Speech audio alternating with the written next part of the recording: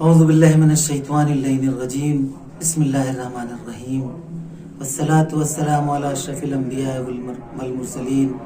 وآلہ الطیبین الطاہرین۔ ناظرین کرام، موضوع گفتگو امام محمد باقر علیہ السلام کا اخلاق اور آپ کا کردار ہے۔ آپ کا نام محمد اور آپ کی کنیت ابو جعفر ہے۔ آپ کے والد بزرگوار امام زین العابدین علیہ السلام اور آپ کی ماں فاطمہ بنت حسن ہے، جن کے سلسلے میں حدیث ہے کانت صادقہ، آپ بہت سچی تھی اور آپ کے جیسا امام حسن علیہ السلام کے اولاد میں کوئی نہیں تھا۔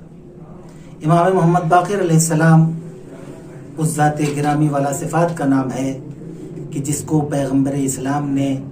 جناب جابر ابن عبداللہ انصاری کے ذریعے سلام کہلوایا، اور جناب جابر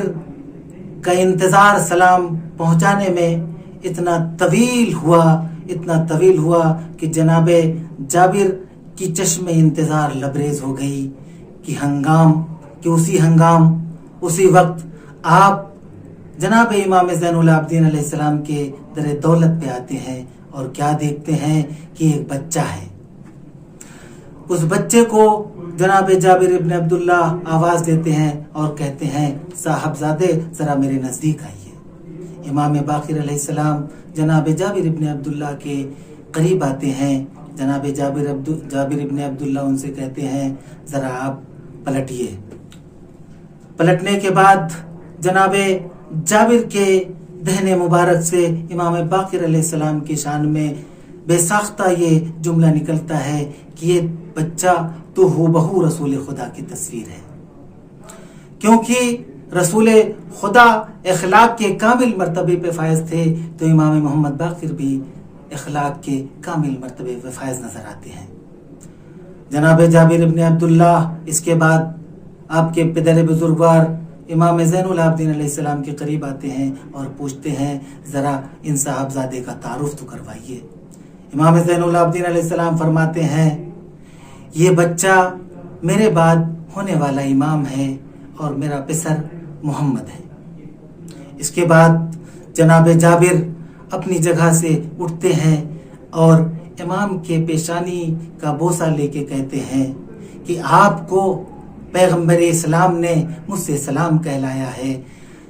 امام محمد باقر علیہ السلام کی آنکھیں نم ہو جاتی ہیں، اپنے جد امجد کو یاد کرتے ہیں اور کہتے ہیں جابر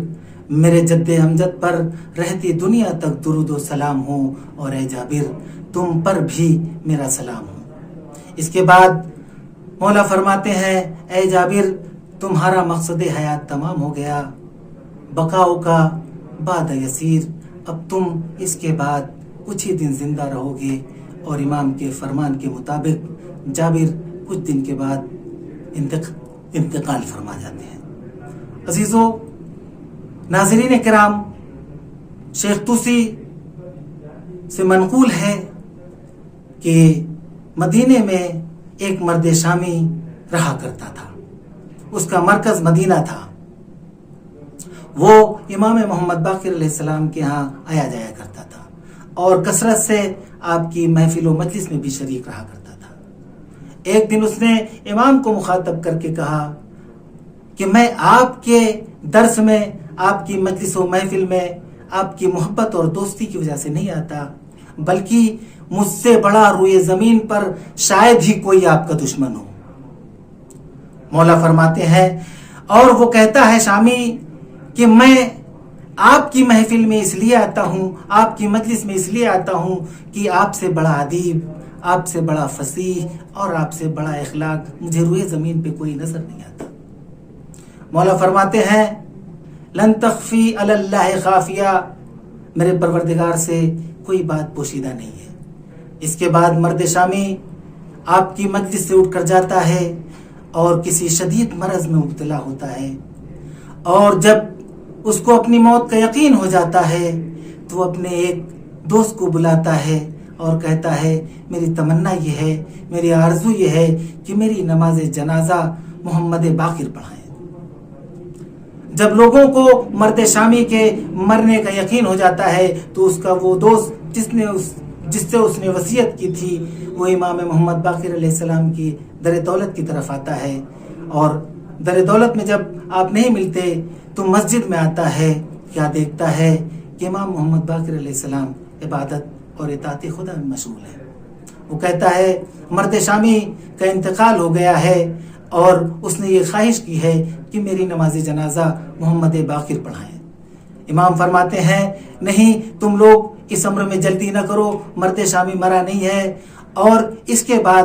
آپ 2 رکعت نماز پڑھتے ہیں، اور نماز پڑھنے کے بعد خدا کی برگاہ میں ہاتھ اٹھا کر مرد شامی کے لیے دعا کرتے ہیں، اور اس کے بعد آپ اتنے طویل سجدے میں جاتے ہیں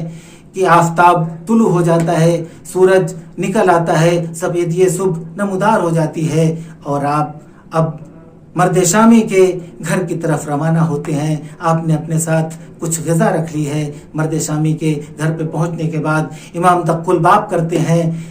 دروازہ کھلتا ہے، امام مرد شامی کے قریب آتے ہیں اور جو غذا لائے تھے اس کو دیتے ہیں۔ غذا کھانے کے بعد مرد شامی اس مرض سے بالکل شفا یاب ہو جاتا ہے، اور بالکل جب ٹھیک ہو جاتا ہے تو ایک روز امام باقر علیہ السلام کی خدمت میں آتا ہے اور کہتا ہے مولا میں آپ سے تنہائی میں ملنا چاہتا ہوں، میں آپ سے اکیلے ملنا چاہتا ہوں۔ امام علیہ السلام اس کو خلوت عطا کرتے ہیں اور اس کے ساتھ تنہائی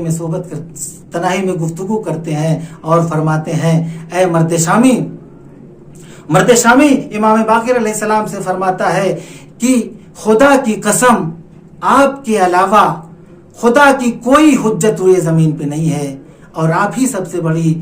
روئے زمین پہ خدا کی حجت ہیں، اور جو آپ کے دروازے کے علاوہ کسی اور سے خدا کی رضا اور خوشنودی کا طالب ہے وہ ہمیشہ خسارے میں رہے گا۔ مرد شامی سے امام مخاطب ہو کے فرماتے ہیں ماں بدا لگا، اے مرد شامی تمہارے اندر یہ تبدیلی اور یہ انقلاب کیسے آیا؟ اب مرد شامی جواب دیتا ہے کہ اے امام باقر علیہ السلام،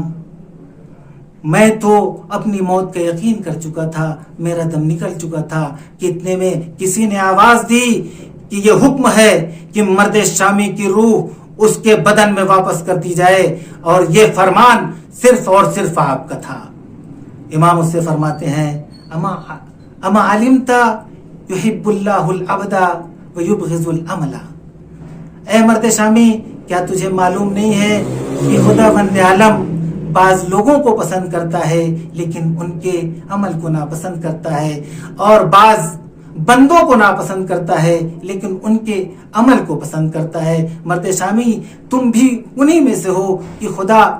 تمہارے عمل کو پسند کرتا تھا اور تمہارا آنا جانا میرے پاس خدا کے نزدیک محبوب تھا۔ عزیزو، یہاں پہ ناظرین کرام یہاں پہ ایک سوال اٹھتا ہے کہ ہم امام کے کلام کو کیوں سنیں، ہم قرآن کو کیوں پڑھیں؟ تو عزیزو خود امام نے اس بات کا جواب دے دیا،